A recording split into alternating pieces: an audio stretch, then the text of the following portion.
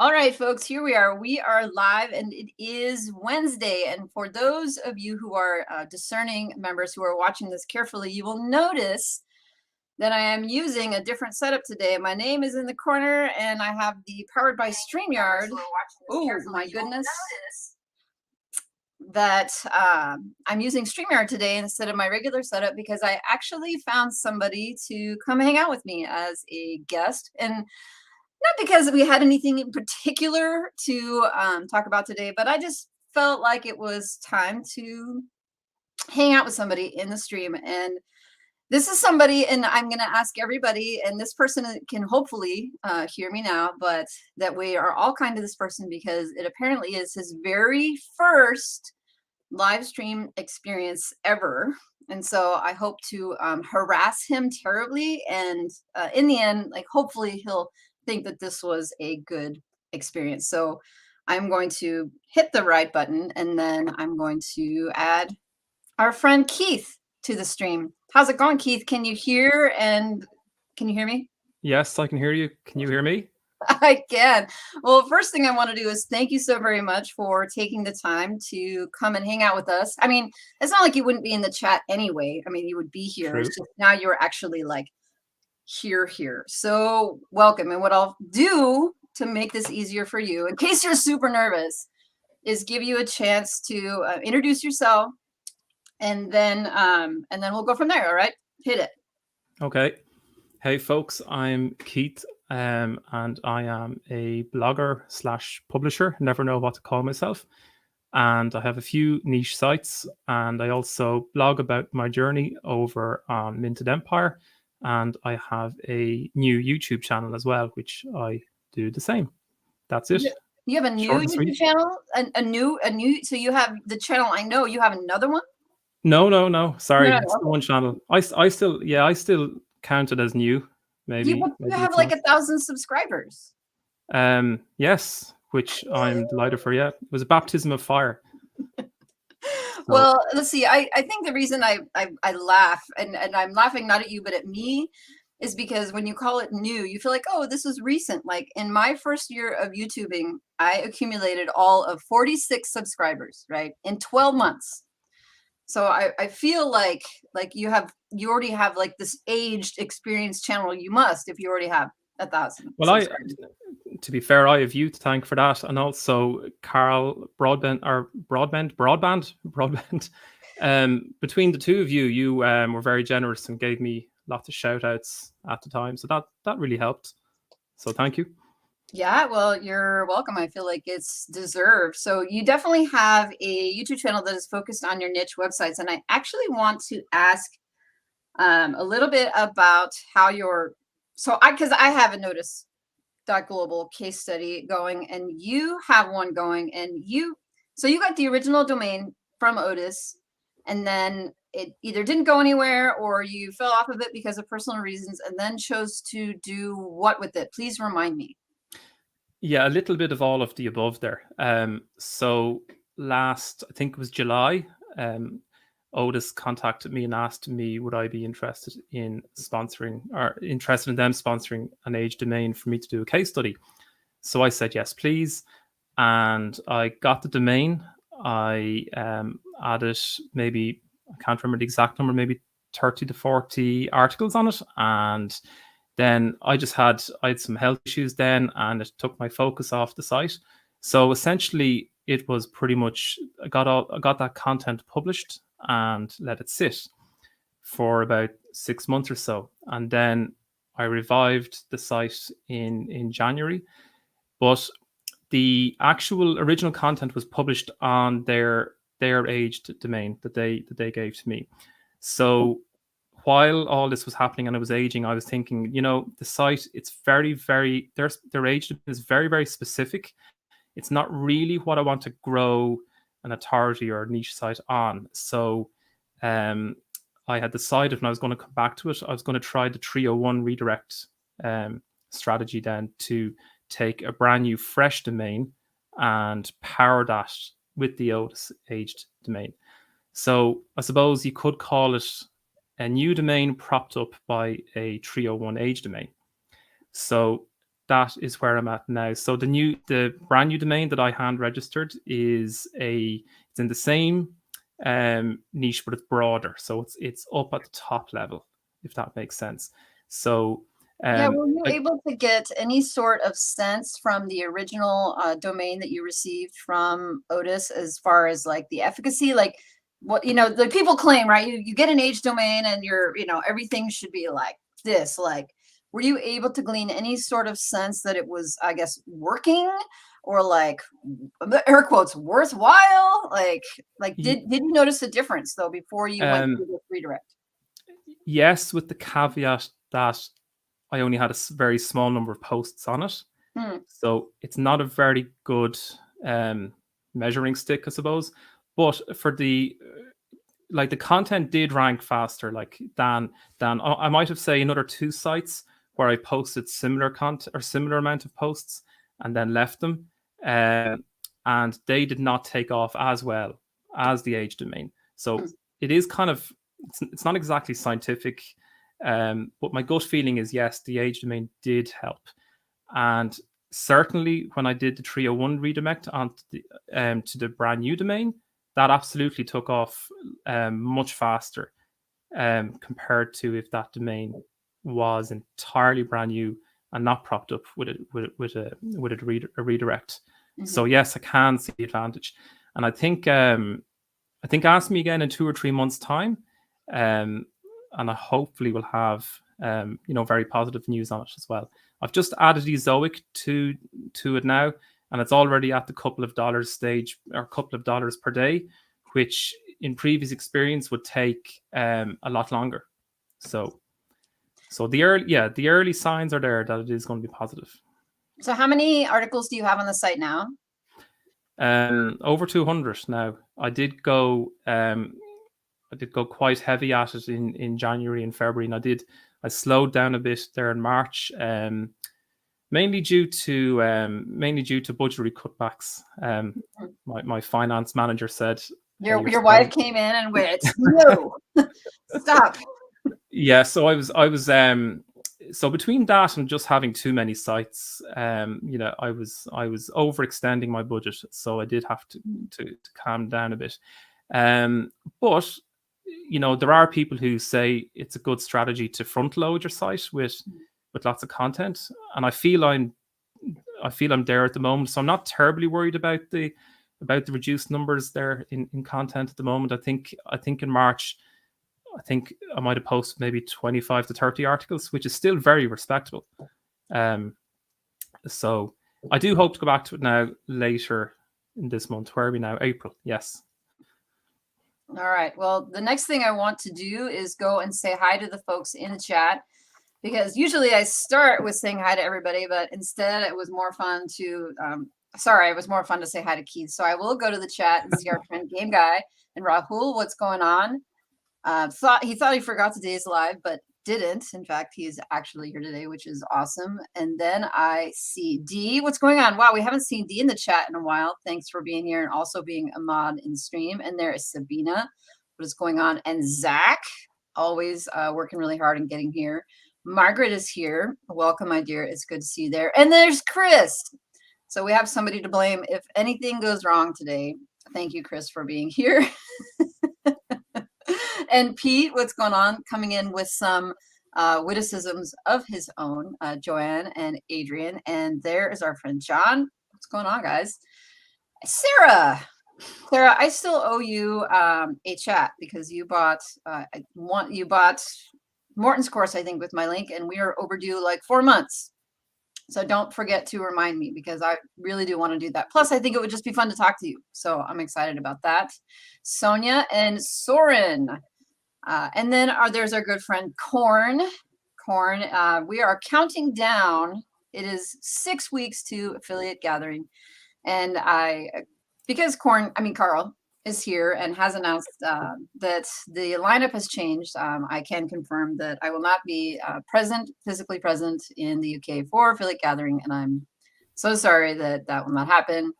I did withdraw for personal reasons, and Carl was he was a gentleman about it, and I really appreciate you. Carl and Corn, and I hope that next year will be, maybe next year will be my year. I also see Josh and Karen. Karen actually made a live, which is awesome. Sarah says she forgot. I did not forget. I did not forget.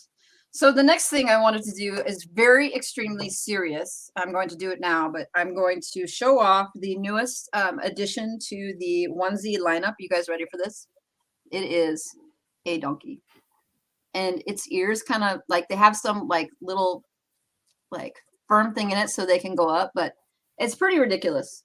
The hard part is though, is when I wear it, it just looks like I'm wearing like this knob on my forehead. I'll wear it for a little while. So Keith, I want to know, looking at your background there, who is the Lego fan? Is that you or is that one of your children? Because I'm looking behind you at all of the things and I see it looks like the Titanic and Yes. I see Darth Vader and what looks like maybe it could be an AT-AT and is that the Challenger back there? So yes, we have a space shuttle. We have Darth Vader. We have the Apollo moon lander.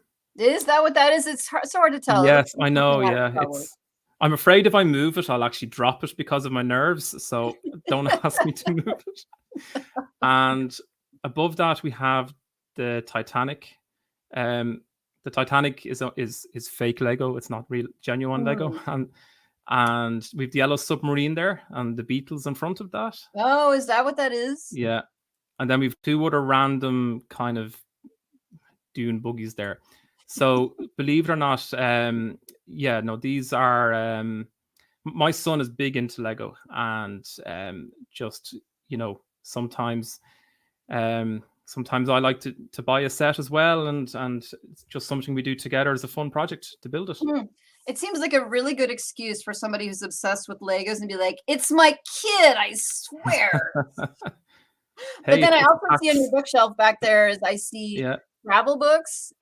So I see, what else do I see back there on the shelf? Oh my God. We've travel books, we've music books, Beatles books, we've a book with the Google story, which unfortunately doesn't give the algorithm secret away. And how about this? How about you look on the shelf and you pull down that you think that is the most valuable to you of all those books, and then we'll show it off. And I'll put an Amazon affiliate link. No, I'm kidding. I would just like to know what book on there, if they're up there for show, or if there's a book you'd be like, this is the most valuable of the bunch. Two of them. Yeah. All right. Successful selling. Who's the author on that one? Hold it up properly. Sorry. Can you see that now? I don't know if StreamYard is making it clear enough. I can't see who the author is on Successful Selling. So the first one is a selling book, and the next one is called You Are the Limiting Factor. And that's 100% true. I don't even have to read that. I agree. I concur. I am the limiting factor. So tell me, like, what did you get from these texts? Well, I think it's probably over a decade since I read them.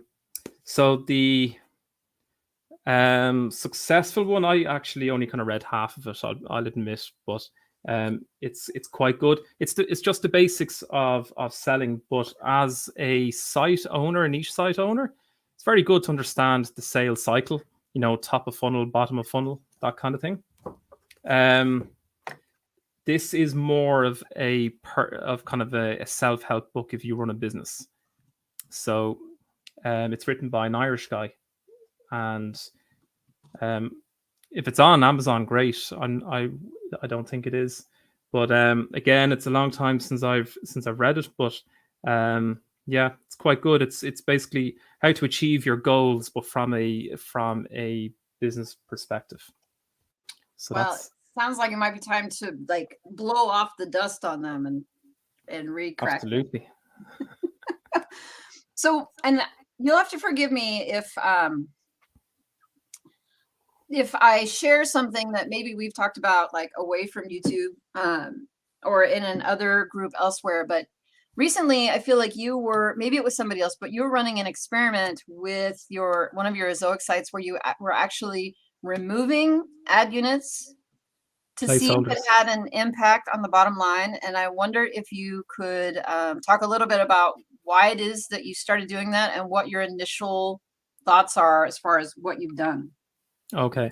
Well, first of all, caveat: I'm not an expert on Nobody is. monetizing. I think we've all accepted the fact that I'm wearing a donkey on my head. We're just people hanging out, talking shop, and everybody else is Sure. a fly on the wall today. So Okay. Yeah, well, I can tell you about my recent experience, and it is, again, not at all scientific.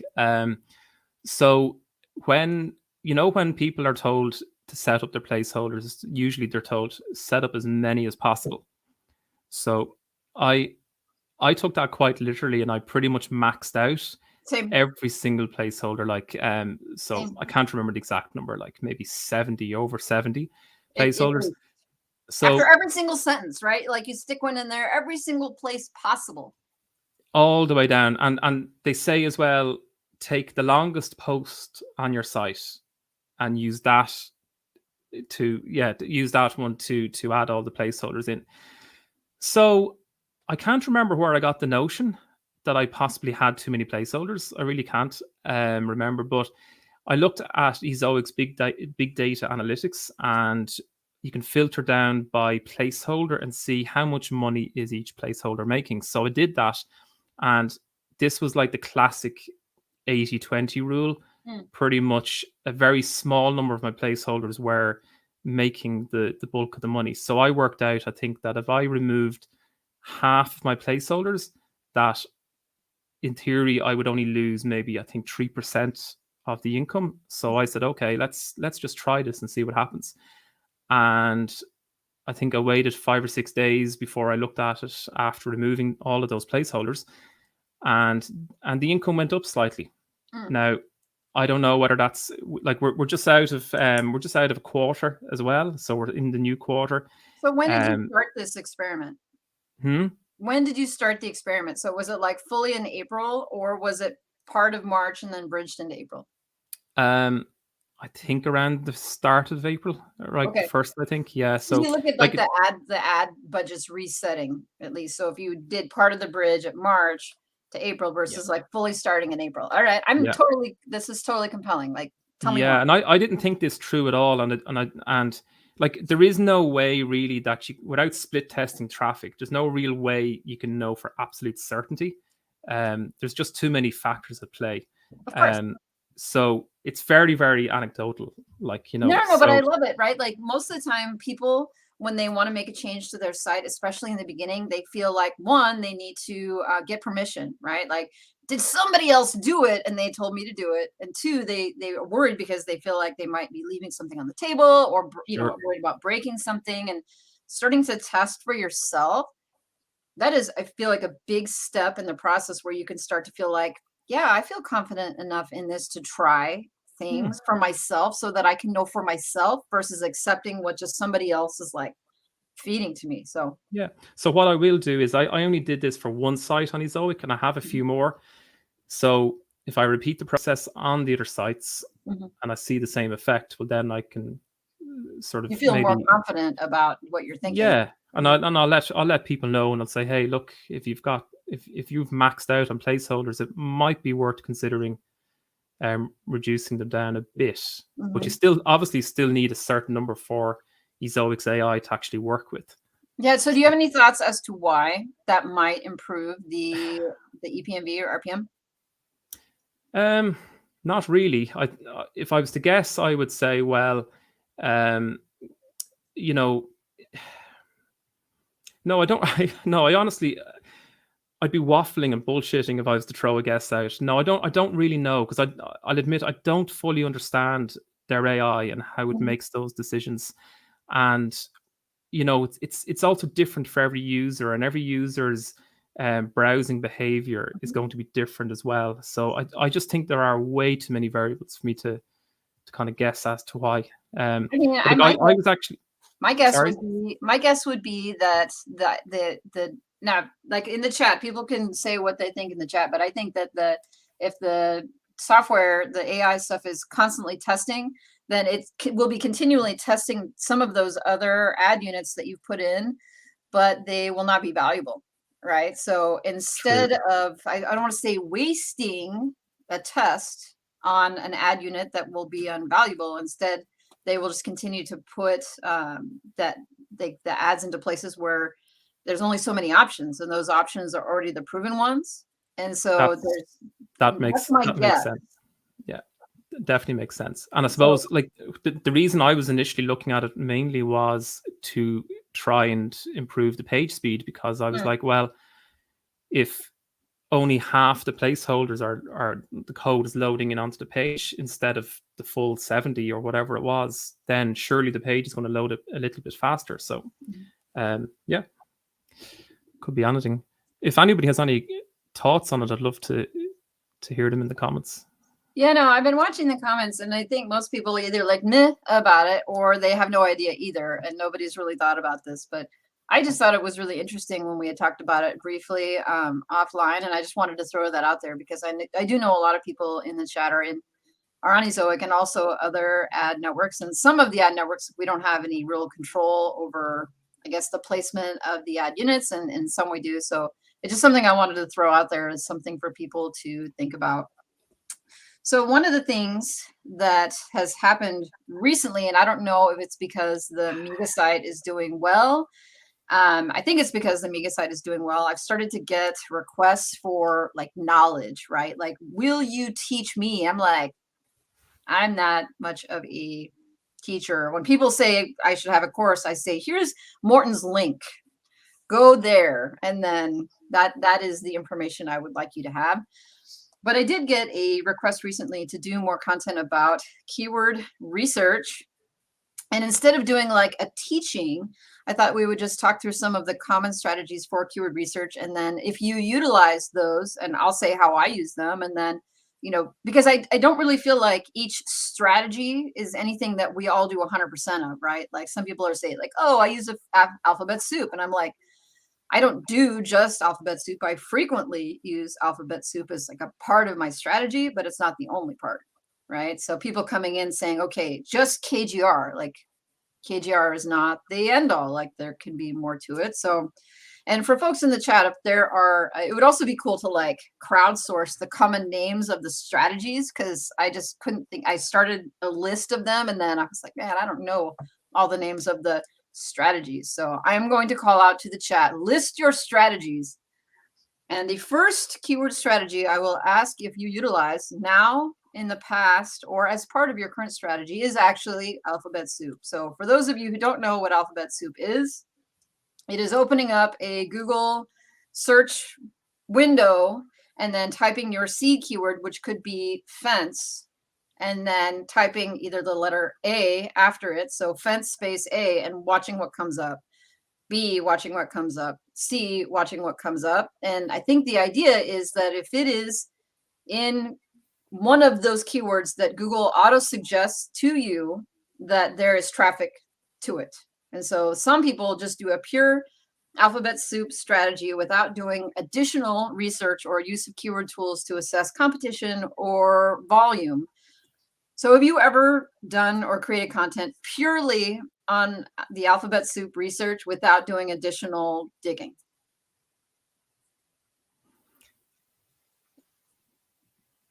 Key. So have you been watching the chat? Did you get distracted? Yes, I have. I was just waiting for the prompts. Alphabet soup was actually my first method that I used, because the channel I first came across, like many others, I'm sure, was Income School. Yes. So I started with that, and I had, I suppose, some success and some failures, just like anybody. I found when I did that, when I started with, say, a top level seed and kind of broke it down, got into it, I found a lot of Income School competitors, or sorry, not income, like I knew there were Income School students sites. So then I kind of figured, okay, I kind of need to try and do something a little bit different with the keyword research. So I'm not doing the very same, because they have so many students and they've pretty much covered almost every imaginable niche as you at this stage. So when I'm doing keyword research now, I just find I try to vary it up. I try to do the particular technique that I haven't done for a while. Like I kind of circle and loop through them a little bit, and that's mainly just to it's mainly for boredom, because I just find if I was doing the same one over and over again, it would kind of drive me crazy. So obviously as well, like which method I would choose would depend on which site I'm working on and how far along that site is. So an example of that might be if I have a site that has a lot of data in the Google Search Console. Like I know that gives really clear indicators of the winning kind of keywords for your site that you should try and do more of. So I'm finding lately that the method that I would use the most would be where I'm just using my brain to try and think of questions that people are asking. You know, does X go with Y, or whatever the case may be, and trying that. I've had quite good success with Ben's tool Keyword Chef as well, and the wildcard feature on that I think is very, very powerful. What does the wildcard feature do? So it basically replaces, I think you put an asterisk in, and it replaces the asterisk with every single word that it has in its database. So you could, to give an example to people who don't know, you could say, is it okay for cats to eat asterisks? So then that will return, it'll search, or it'll give you back chocolate, bananas, apples, and every single word in the database that it has a record for. So yeah, I'd recommend that people check out Keyword Chef. I find it quite good. Sarah says that she uses Alphabet Soup as a way to find keywords. Margaret says she uses it as a way to fill out the article to say, okay, these are other keywords that I should put in there. Soren says he's making a video, which we will all keep an eye out for. Jesse, oh, awesome. Niche Informer is here. It's good to see you, Jesse. And if you guys have not followed Niche Informer, he's got a Facebook group where he posts about his progress. And you may or may not have a newsletter. I don't know if I remember that, Jesse. You probably could be successful. And Keith has Keith is over here for me. I'll be surprised if he's over there on the other screen. But you also have a newsletter, right, Keith? I do, yes. Which I do need to put some proper work and effort into. Yes. But Jesse says that he's been mining Facebook groups in his niche for repeated questions asked. And that is an excellent idea, actually, because you think, okay, the reason people are on Facebook asking those questions is because they can't find the answers potentially on Google. So that, I think, is an excellent idea. And Reddit and Quora are great as well for that. Yeah, and some people, what they'll do is use AHREFS and then just search, like put in Quora and then take the look for keywords that are associated with that. So I was thinking what you said though about using various strategies. So you say, okay, well, because of boredom, like I will do, some content with Alphabet Soup and some content with this and some content with this. The thing that I have struggled with, and I think many people are like me, is the discipline to actually finish a project, a cluster of keywords. Like, let's say I start ordering content or writing content on a specific cluster, and the cluster is just really big. Like, can rabbits eat spinach? And there's like 1,000 suggestions, right, for can rabbits eat whatever. I think that that's a legit cluster I want to get after, but then I run out of gas on it. I'm tired of writing about what rabbits can eat. So then I go do something else. Or I will start Alphabet Soup with a particular cluster. I'm like, okay, I want to do this. And then I get through like D. And then I'm like, all right, I'm bored with this. And I go off and do something else. But as a site grows, right, the Mega site is now to like 850 articles. And I've done this for a year and a half where I start things and stop things. Like I'm tracking, trying to keep up where I am with these clusters. I feel like I've probably left, I don't want to say money, but maybe money on the table, right? Like maybe I've started to build topical authority on this particular cluster and then I've just abandoned it because the strategy that I was using, I'm tired of, or I just am tired of the topic. So one of the things I'm trying harder to do is do less of the jumping around. Like maybe I'll use other strategies, but if I'm going to start with alphabet soup plus Google to assess the competition, like finishing that and ordering all the content for that strategy and that cluster before moving on to something else. Like, oh, okay, well, maybe now I will go and hit up this really cool Facebook group for content because I'm bored and I'm not disciplined enough to just like grind it out. And there are some folks in the chat right now who are so good at just grinding it out like all the way through. And that is something I have got to get better at. I'm 100% the same. Like that is exactly me. I just find it very hard to stick and commit to the same topic, especially earlier on or early on in the site when you don't know what's working. Yeah, I'd say it's much easier 2 or 3 years into a site where you have a very high earning cluster because you just know it's going to work. Well, I also think it helps when you're actually just earning a lot more from the site. So you could legitimately find a cluster that has 100 keywords and then take the money and then just order them all. Yes. Right. And so, and without necessarily doing the individual assessment for competition, right? You just say, okay, I don't really care. I just know that this is a cluster and I hope to eventually rank for it. And you don't have this agonizing moment like, am I wasting my money?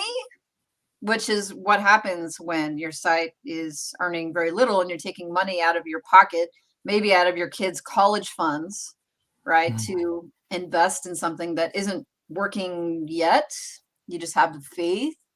But I think for a lot of the folks that have bigger budgets because their projects are earning more, they don't have that stress about assessing whether or not a keyword is good, which is why it's funny that you say you started with alphabet soup because so did I.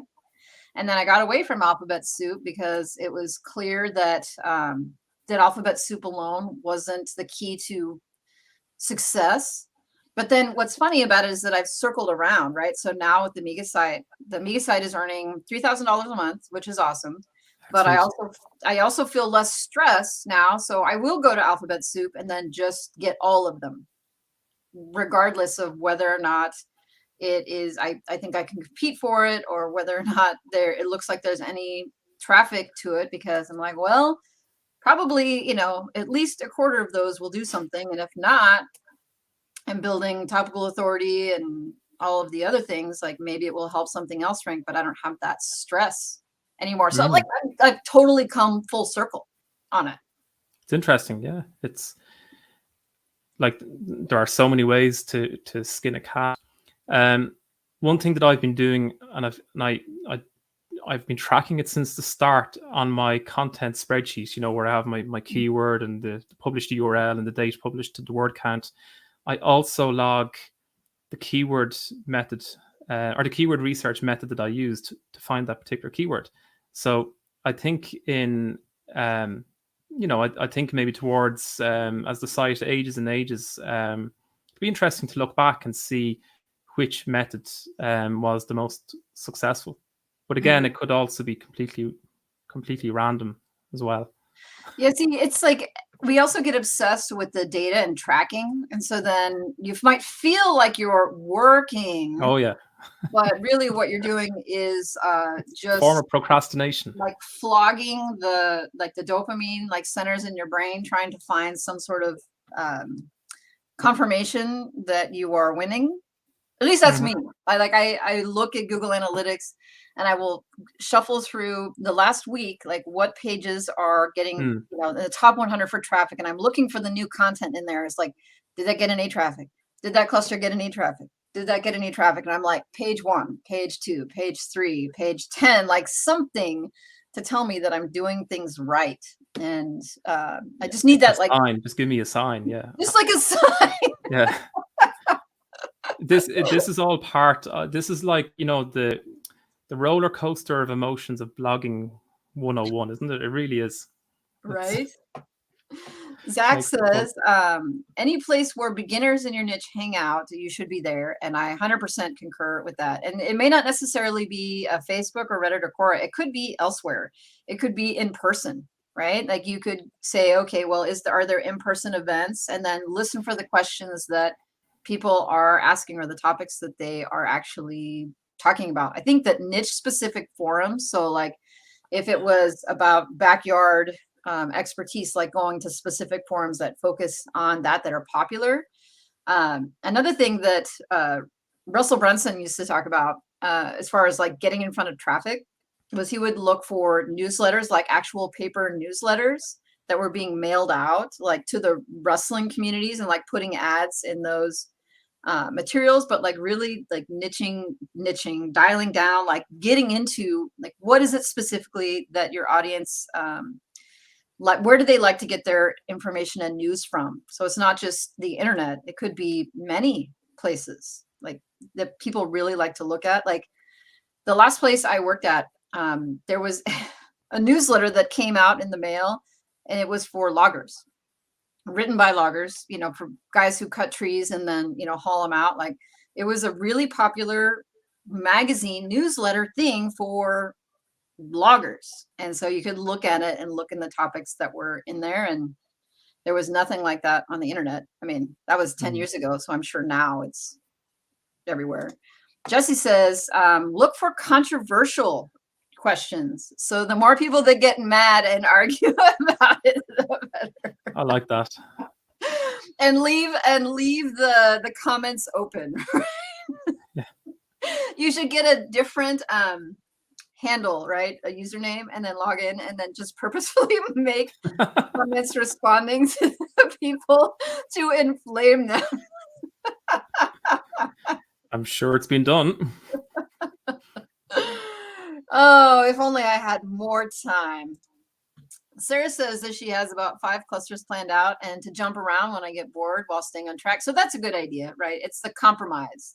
So you play into your need for variety, but still staying organized in your site and architecture. Dee says boredom does creep in. Let's face it.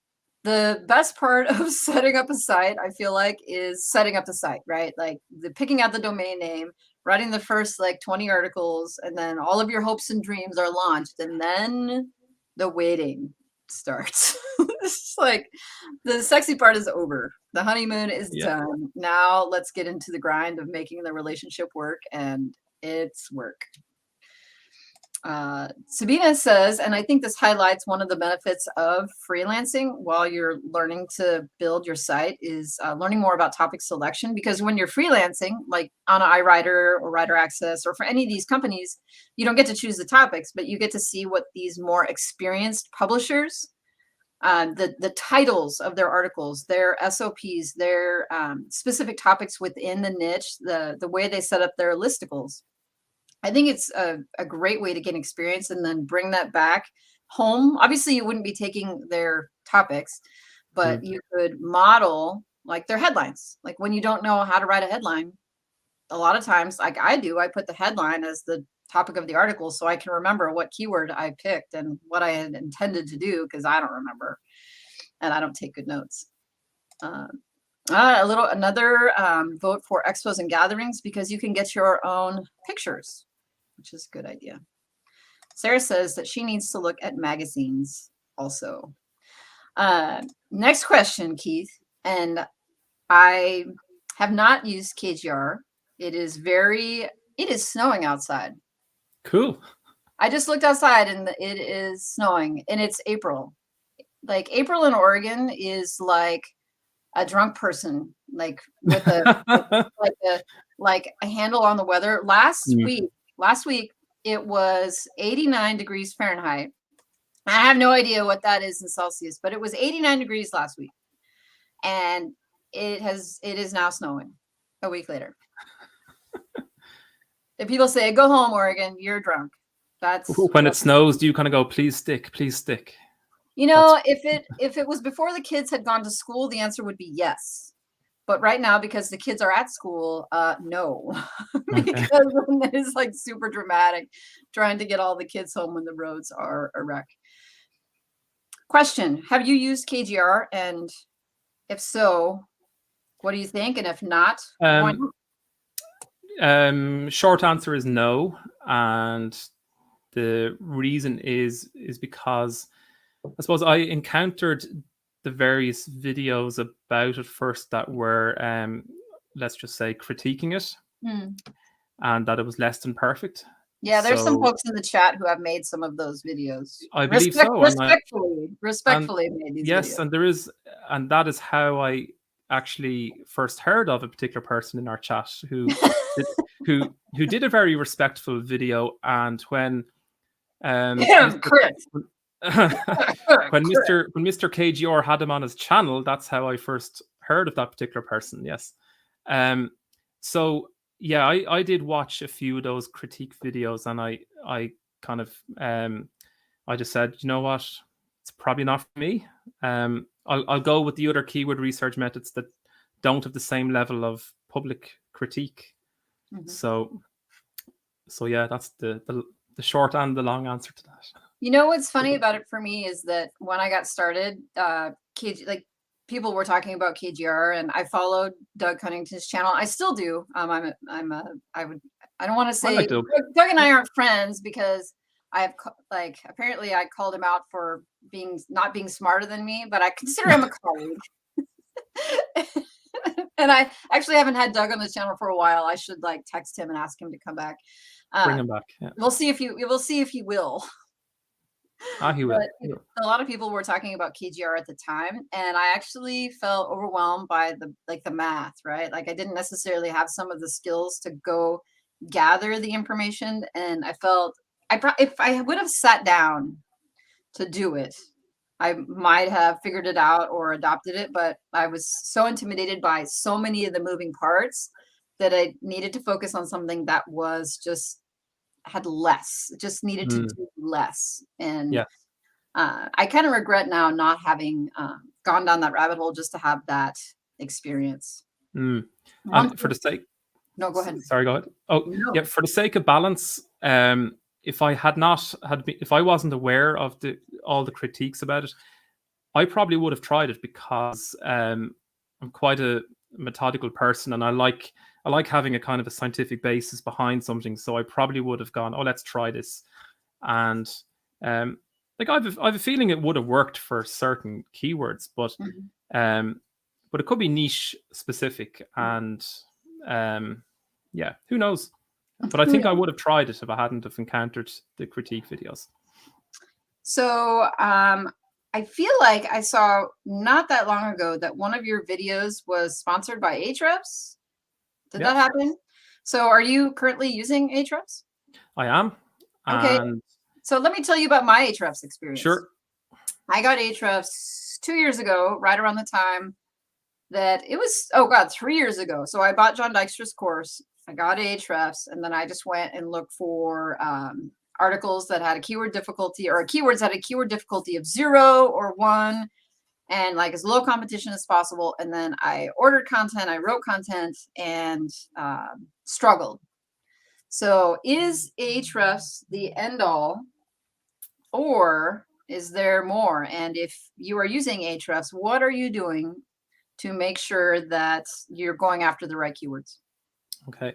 Well, just like any tool, there is no magic bullet. So what? Sorry to break it to you. So it's a huge time saver, especially if you're doing competitor analysis. So let me give you a really practical example. Okay. So if you're doing keyword research, now I have maybe on 2 occasions over the last 2 years, I've cancelled AHREFS and to see how long I last without it. And I think the longest I've got is maybe 5 or 6 weeks. And the reason being is because if I'm doing keyword research, when you're logged into the account, one of the little features is they have a Chrome extension. I think they have a Firefox extension as well. So when you type in any search, it'll show you the main stats, like the DR, if you believe in that, for the various sites that are ranking. So I do find that a nice handy shortcut when I'm weighing up the search engine result pages. For particularly if I'm testing 100 keywords, it's much quicker for me to get that overview there from AHREFS. So that's one thing. Obviously, there's you can use it for tracking your like you can use it as a search engine rank monitor. You know, if you don't want to use SERP Robot, for example.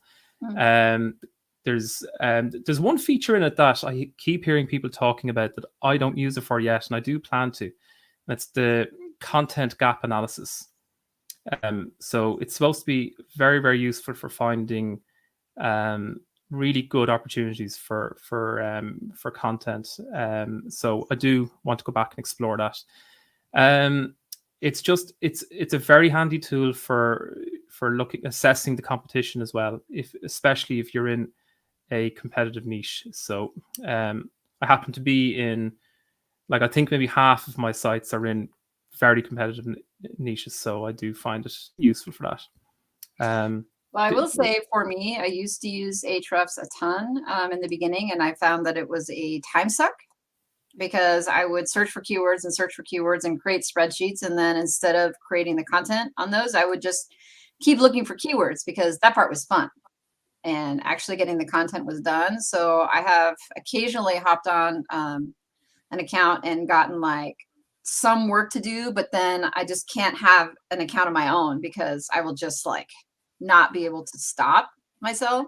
Sure. Another thing that I have done, just because I feel like a lot of people are in the keyword tools, is creating content where there are no results in the keyword tools for that content. So doing my own research to try and figure out, like, would this audience have a need for this content? And just because it's not popping up here or there, it doesn't mean they won't need it. If you know the niche, right, you know that without having to look at, I keep going like this because I'm looking at the fence and the snow in my backyard. Like, I know that somebody who's going to be building a fence is going to want to know about all these various pieces. And even if it's not showing up in keyword tools, they're going to need it. And I didn't think of that myself. It was John Smith, the YouTuber John Smith, who was talking about it, about his countertop website. He's like, I don't do keyword research for this topic. I know this topic. He's like, I just write the articles that I think that somebody would need. 100%. And so then, and his site was doing really amazing. I haven't caught up with John in a long time.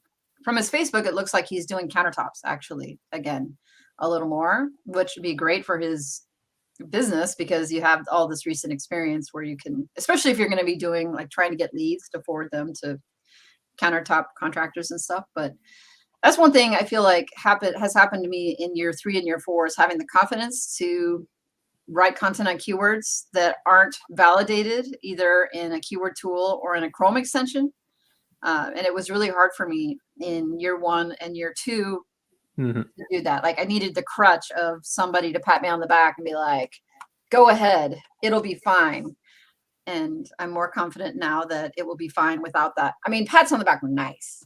Don't get me wrong. I just don't need it quite so much. Yeah. So next crazy question is I've been looking at you talking, and next to the plane, the ship, the spaceship is a box that looks black, and it's next to your head, and it's not on the opposite side of Darth Vader. And is it like, are those like little drawers where things come out of them? Like, they're just little storage boxes for all little knickknacks like batteries and so it's your junk drawer. It's an organized junk. Pretty much it's a glorified junk drawer. That's exactly it. So yeah, I just like collecting little things. No, I don't like collecting little things, but I don't like throwing things out. So that is a way of just having little bits and pieces that are so you basically make the rest of us look bad because the rest of us take our thing, open the drawer, throw it in there. And you're like, oh, let's go find a perfect little place for it and like all of the things. Yeah. It's only temporarily there. I don't even know why I still have it there. It creates curiosity. All I can say is there is a reason why the camera in my office is pointing this way. The rest, it's just chaos. Well, I am looking at the time. Keith, we have made it through 50 minutes of this live stream, and I would like to know, how badly are you sweating? I've relaxed a little bit now. Yes, I was nervous at the start. Yeah, has it been as terrible as you were concerned, or how's it going? No, it's been fun. Yeah, Thank you, and thank you for having me on. yeah, well, we're not done yet. I just wanted to check in with you, and then I will ask folks in the chat if you think Keith is doing a great job, smash the like button. This is your opportunity to do that. There's only, I think, 13. I don't have anything to give away. I don't have like the spin the wheel and things. I don't have a brand, but smash the like button. That's a good time. The next question I wanted to ask you, I wrote this down while you were talking, is what is probably an important offline experience that has most benefited you in your online experience? And I'm going to give you a chance to think about it, because I'm going to tell you what mine is, and then you can think about it. So I think one of the most important offline experiences that I have that has made it, I don't want to say easier, but has helped me, is that as a lawyer, I was used to working long hours, right? Like putting my time and attention very focused for long stretches of time. We were trained to do that, right? You have to, for billable hours, billable time. If you need to bill so many hours in a day, you're going to have to work, like if I wanted to bill 8 hours in a day, I would have to work at least 12 hours to do it. And so if I wanted to do that in a day, and I often did, just like really grinding it out for 12 hours. And so for me, I feel like I don't want to say work harder than everybody, but working hard at the computer is not a challenge for me because of that. So I'm able to sit down and focus for long periods of time.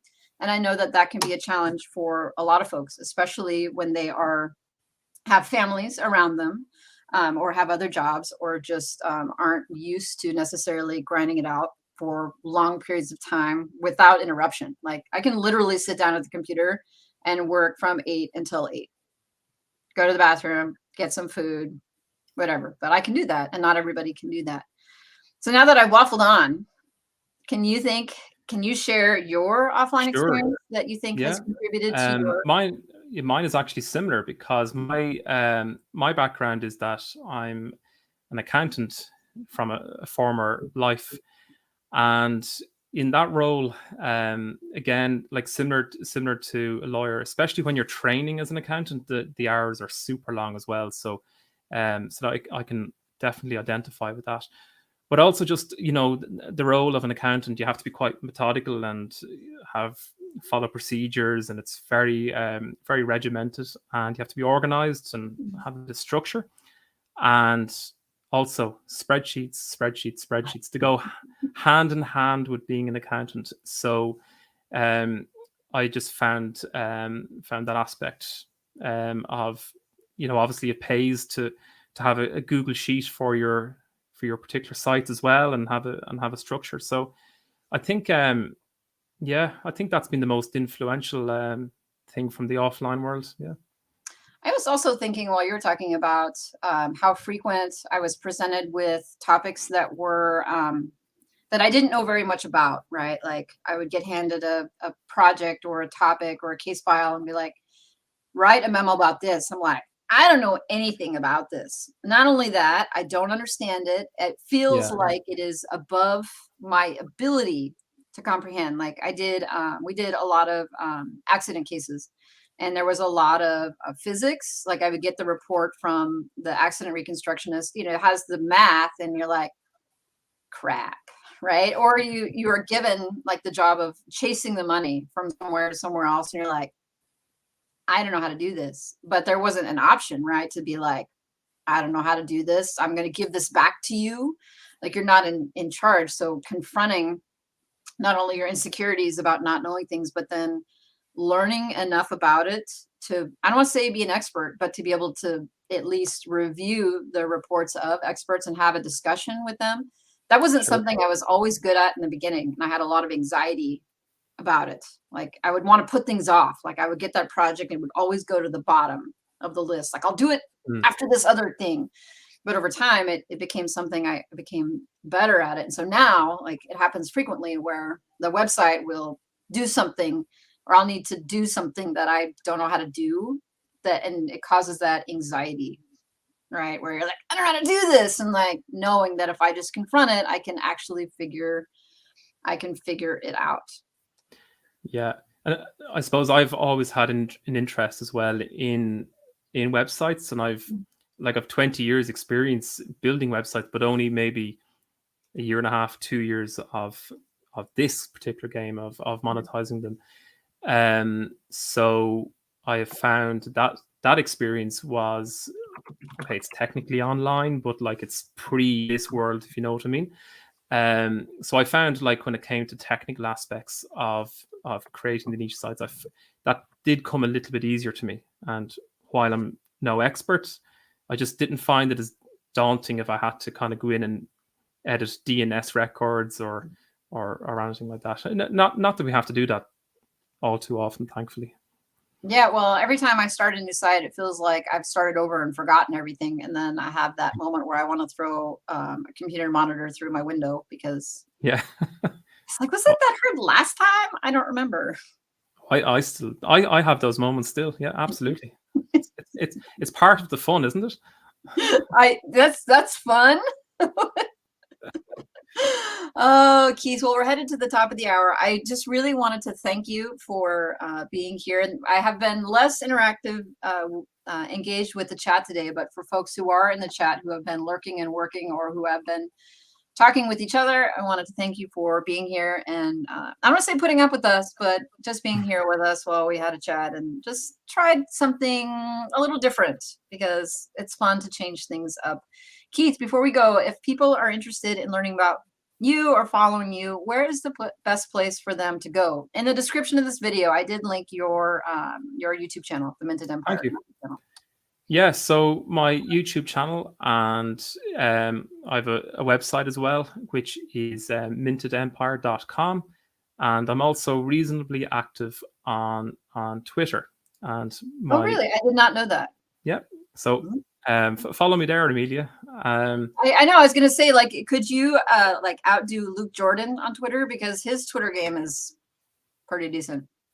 Oh, I have 1,000 followers, so I don't know where that compares to Luke. Probably pales in significance. So my handle there is he's just funny. Like, he posts the things, you're like, is that for real? Like, you see like stuff come through and you're like, Yeah, Twitter's good for SEO and little knowledge bombs and that, and it's usually the first place where I find out that there's a Google update happening. So maybe some people might want to avoid Twitter for that reason. So @MintedEmpire on Twitter if you want to give me a follow there. Awesome.